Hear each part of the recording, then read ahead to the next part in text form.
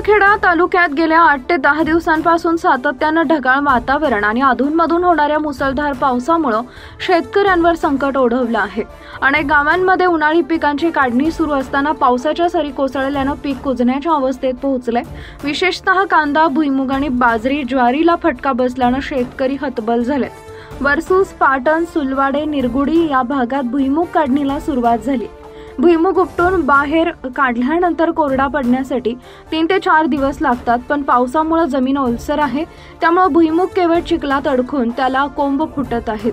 केवळ भुईमुगचा पाला कामाला येईल, उत्पन्नापेक्षा मजुरी जास्त लागत असल्याचं वर्सूस येथील दिवानसिंग गिरासे या शेतकऱ्यांनी आपली व्यथा मांडली। आमचं वर्सूस शिवार आहे। वर्सूस शिवारमध्ये ना भरपूर भरपूर पाऊस पडला, काही बाजरी, मका वगैरे यांचं नुकसान झालेलं आहे। आणि त्यातल्या त्यात माझ्या शेंगांचं पण भरपूर झालेलं आहे।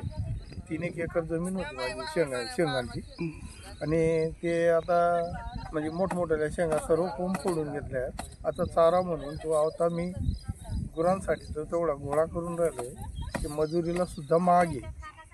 पण आता शासनाने आहे ना याच्याकडे आमच्याकडे जर लक्ष द्यावं।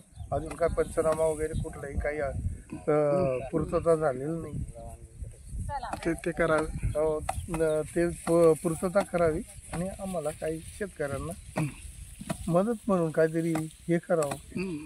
हीच आमची आधीच कर्ज वगैरे असत।